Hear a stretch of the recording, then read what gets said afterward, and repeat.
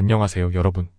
오늘은 월스트리트 저널에서 소개된 흥미로운 기사를 바탕으로 베스트셀러 작가 크리스틴 한나의 이야기를 들려드릴 겁니다.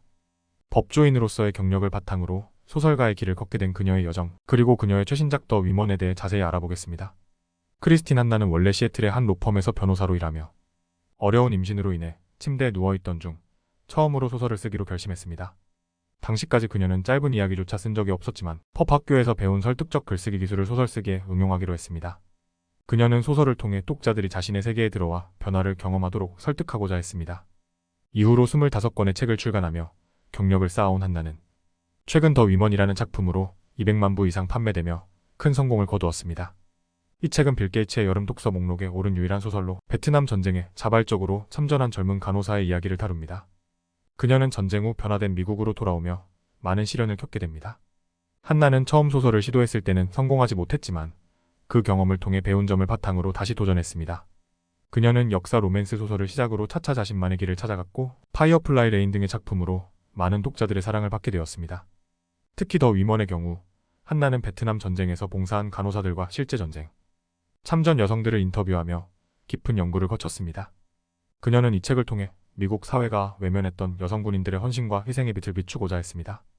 크리스틴 한나의 이야기는 그 자체로도 매우 감동적이지만 더 위먼을 통해 그녀가 전하고자 하는 메시지는 더욱 강력합니다. 이 책은 현재 뉴욕 타임스 하드커버 픽션 리스트에서 1위를 차지하며 그 가치를 인정받고 있습니다.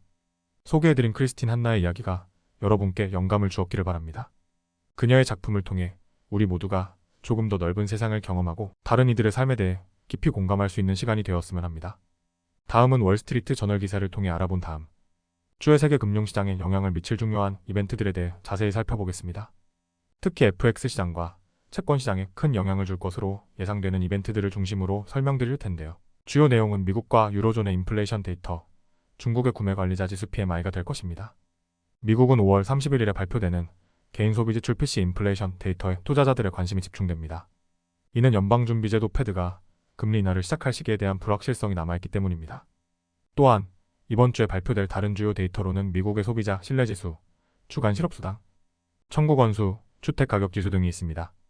캐나다는 1분기 국내 총생산 GDP 데이터가 5월 31일에 발표됩니다. 이 데이터는 캐나다 중앙은행의 금리 인하 결정에 중요한 영향을 미칠 수 있습니다.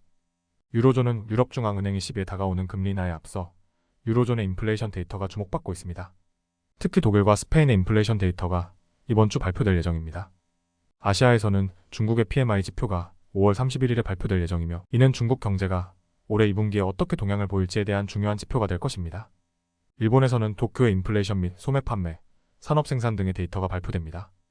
또한 한국과 대만의 GDP 및 산업 생산 데이터도 주목할 만합니다. 호주에서는 소매 판매 및 인플레이션 데이터가 발표될 예정이며 뉴질랜드 정부는 예산을 발표할 예정입니다. 이들 데이터는 각국의 중앙은행의 금리 결정에 중요한 영향을 미칠 것입니다. 남아프리카는 일반 선거를 앞두고 있으며 중앙은행의 금리 결정도 주목받고 있습니다. 이번 주 글로벌 금융시장은 다양한 지역에서 발표될 경제, 데이터와 정책 결정에 따라 큰 변동성을 보일 수 있습니다.